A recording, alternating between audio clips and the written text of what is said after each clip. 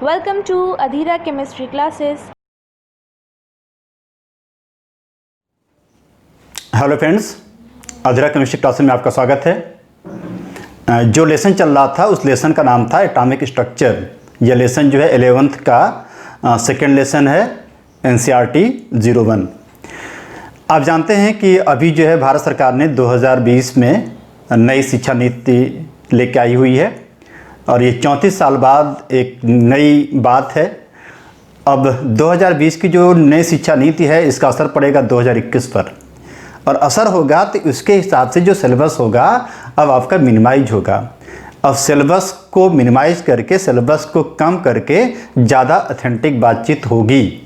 तो जो हमारा लेसन चल रहा है एटॉमिक स्ट्रक्चर वह सिलेबस में ही रहेगा और कभी हटने वाला नहीं है, क्योंकि बिना एटम के न कोई एजुकेशन पॉलिसी होगी, न कोई केमिस्ट्री होगी, न कोई सब्जेक्ट होगा।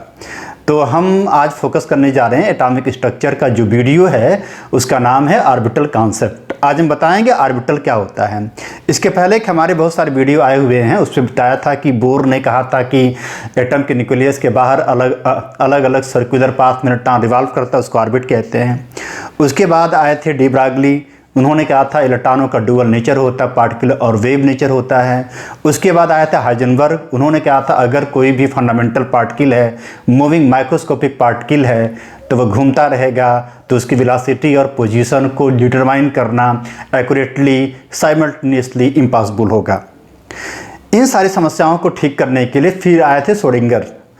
श्रोडिंगर ने एक क्वांटम मैकेनिक्स की नई ब्रांच पैदा की। इस क्वांटम मैकेनिक्स की नई ब्रांच की मदद से हम किसी भी मूविंग माइक्रोस्कोपिक फंडामेंटल पार्टिकल की पोजीशन, उसकी वेलोसिटी, उसकी मोमेंटम, उसकी बहुत सारी प्रॉपर्टी के बारे में स्टडी करते हैं। तो जो एडवांस केमिस्ट्री में बहुत सारी चीज़ों को समझने के लिए क्वांटम मैकेनिक्स ने बड़ा रोल अदा किया है और क्वांटम मैकेनिक्स को खोजा था श्रोडिंगर ने और उसको उन्होंने एक इक्वेशन दिया जिसका नाम रखा गया Schrodinger wave equation. Schrodinger wave equation में एक टर्म है जिसका नाम है साई को बोलते हैं वेव फंक्शन। वेव फंक्शन मतलब होता है amplitude of wave of electron होता है।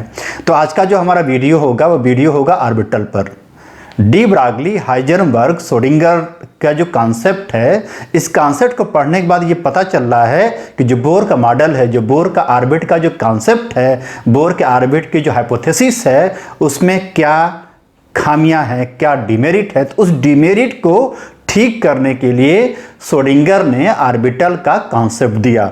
ऑर्बिटल का जो कॉन्सेप्ट है वो डिपेंड करता है प्रोबेबिलिटी फंक्शन पर, पाए जाने की संभावना पर, पाए जाने के फलन पर। तो जब श्रोडिंगर वेव इक्वेशन को हम सॉल्व करते हैं तो जो वैल्यू आती है, जो वैल्यू एक्सेप्टेबल और क्वांटाइज होती है वह वैल्यू क्वांटम नंबर कहलाती है, वह वैल्यू आइजन वैल्यू कहलाती है और उससे एसोसिएटेड जो फंक्शन होगा उसको आइजन फंक्शन कहते हैं। उसी आइजन वैल्यू के आधार पे हम सेल को, सबसेल को, ऑर्बिटल को, किसी भी इलेक्ट्रॉन के मैग्नेटिक मोमेंटम को, स्पिन को डिफाइन करते हैं, उसको समझते हैं और समझने के लिए किसी इलेक्ट्रॉन के ऑर्बिटल, सबसेल के बारे में जो जानकारी इकट्ठा करते हैं उस जानकारी के आधार पे हम इलेक्ट्रॉन को ढूंढ लेते हैं। इलेक्ट्रॉन को जब ढूंढ लेते हैं तो उसके लिए इलेक्ट्रॉनों का बाकायदा एक पोस्टल एड्रेस क्रिएट करते हैं। इसी पोस्टल एड्रेस का नाम रखा गया quantum number.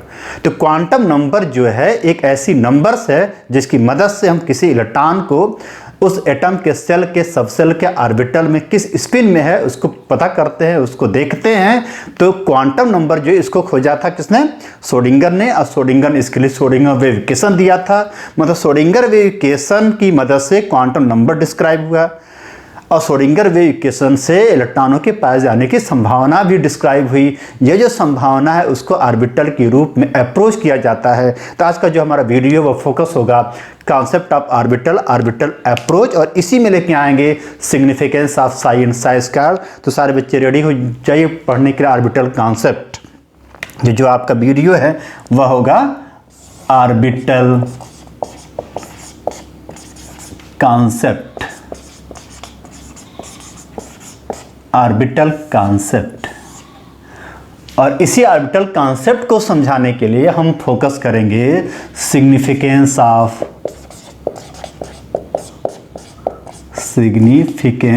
Of psi and psi square. Significance of psi and psi square. तो हम साई और साई स्क्वायर को समझाने के लिए फिजिक्स में एक फोटोमेट्री का लॉ है, लॉ ऑफ फोटोमेट्री। तो according to law of photometry को हम अप्लाई करेंगे। आप जानते हैं लॉ ऑफ फोटोमेट्री कहता है कि अगर किसी पॉइंट पर या किसी भी बिंदु पर कोई भी रेडिएशन आके इंसिडेंट होती है, तो उस पॉइंट पर आने वाली रेडिएशन की जो इंटेंसिटी होती है आने वाले रेडिएशन के एम्पलीट्यूड के स्क्वायर के प्रोपोर्शनल होती है।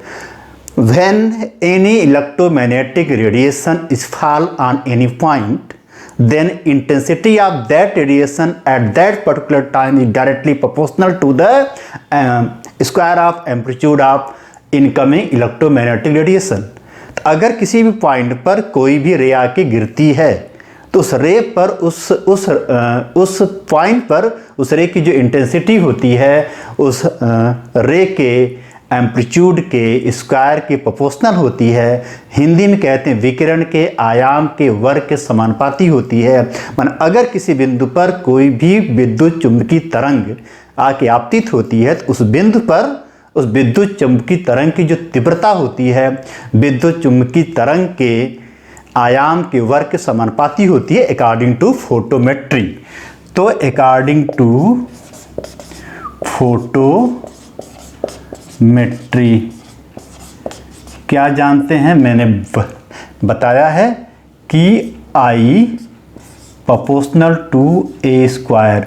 अगर इस पॉइंट पर यह रे आके इंसिडेंट होती है तो I जो है I इज द इंटेंसिटी। तो यह आपका फार्मूला है। तो फिर I क्या है, I is the intensity of radiation, intensity of radiation. A is the amplitude of radiation।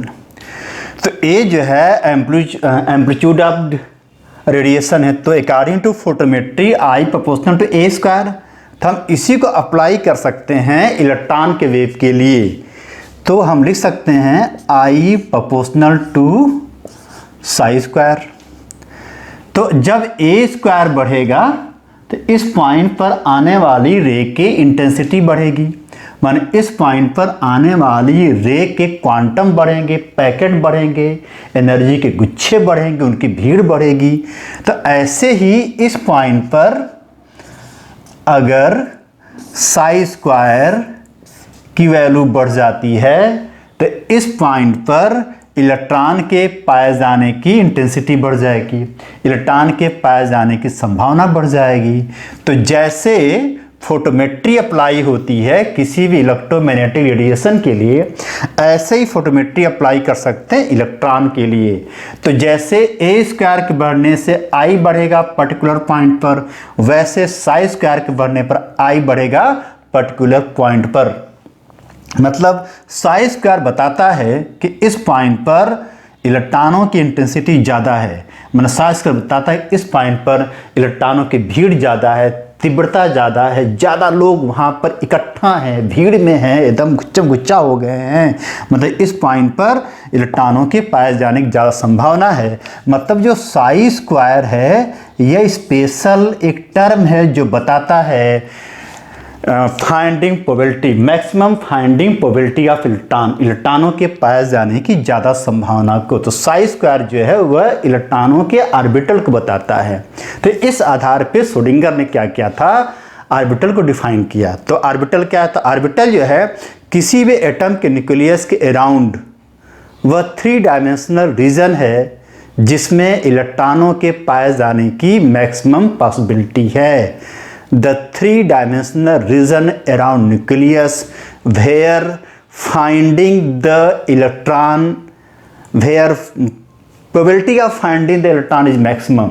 किसी भी एटम के न्यूक्लियस के चारों तरफ वह इलाका, वह क्षेत्र जिसमें इलेक्ट्रॉनों के पाए जाने की मैक्सिमम पॉसिबिलिटी, मैक्सिमम प्रोबेबिलिटी है फाइंडिंग होने की, उसको ऑर्बिटल कहा जाता है। तो यह मैंने आपको समझाया ऑर्बिटल का कॉन्सेप्ट। तो ऑर्बिटल के कॉन्सेप्ट को समझने के बाद हम कुछ इस पर पॉइंट पे बात करते हैं। सबसे पहला पॉइंट यह है कि ऑर्बिटल के लिए कि ऑर्बिटल में ऑर्बिटल न्यूक्लियस के अराउंड होता है। इलेक्ट्रॉन जैसे न्यूक्लियस से दूर जाते हैं वैसे वैसे ऑर्बिटल का कॉन्सेप्ट लगता है गड़बड़ाने। तो ऑर्बिट और ऑर्बिटल में क्या था, ऑर्बिट तो एक फिक्स पाथ हो गया, लेकिन जो ऑर्बिटल है पाए जाने की संभावना हो गई। मतलब जो ऑर्बिटल का जो कॉन्सेप्ट है वो ऑर्बिट के फिक्स पाथ के कॉन्सेप्ट को बहुत धक्का दिया, बहुत आघात पहुंचाया। तो बोर मॉडल, अब आज की जो आधुनिक केमिस्ट्री है, जो बोर मॉडल का, जो बोर का ऑर्बिट का कॉन्सेप्ट है वह हिस्टोरिकल हो गया है। अब उसकी कोई महत्ता नहीं है, उसकी कोई इंपॉर्टेंस नहीं है। ऑर्बिटल के अंदर एक खास बात है कि ऑर्बिटल को हम साई स्क्वायर से रिप्रेजेंट करते हैं। एक ऑर्बिटल में अधिकतम 2 इलेक्ट्रॉन हो सकते हैं। ऑर्बिटल सबसेल में रहता है और सबसेल सेल में रहता है। तो सेल सबसेल ऑर्बिटल का एक कॉन्सेप्ट है जिसको लोगों ने समझा है, इसका एज्यूम किया है। जैसे भारत को आप मानिए cell, India is the cell. Uttar Pradesh में आप रहते हैं, यूपी है, तो यूपी आपका सबसेल है। अगर आप आजमगढ़ में हैं, बलिया में हैं, देवरिया में हैं, जौनपुर में हैं, लखनऊ में हैं, जिस शहर में आप रहते हैं उस शहर में आपके पाए जाने की ज़्यादा संभावना है, तो वह शहर आपका कहलाएगा ऑर्बिटल।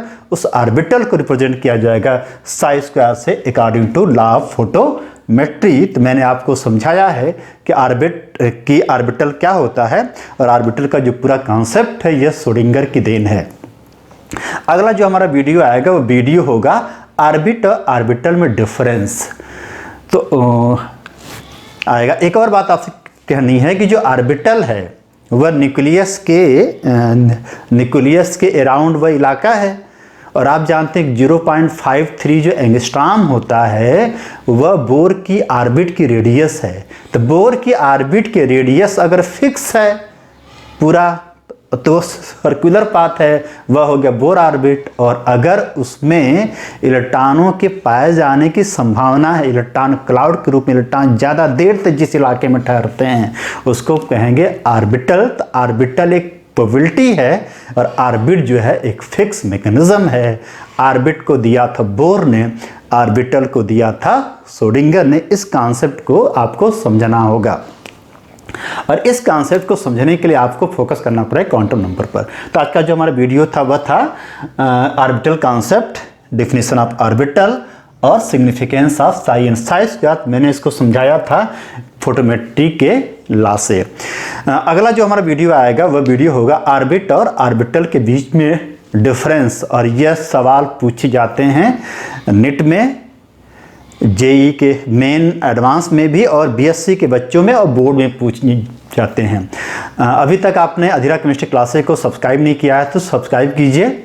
और तो आप सब्सक्राइब करेंगे तो आइकन बेल में आप उसको प्रेस करेंगे तो आपको सारे वीडियो मिलेंगे। और हमारे प्लेलिस्ट में जितने भी लेसन हैं, जैसे सोल्यूशन है, इलेक्ट्रोकेमिस्ट्री है, सरफेस केमिस्ट्री है और केमिकल का काइनेटिक्स, सारे वीडियो उपलब्ध हैं। तो अगर आप चाहते हैं सारे वीडियो आपको मिलते रहें तो आप अधीरा केमिस्ट्री क्लास को सब्सक्राइब कीजिए। और अगली बात है क्या है कि अधीरा केमिस्ट्री क्लासेस को आप ज्वाइन कीजिए, इसके मेंबर बनिए।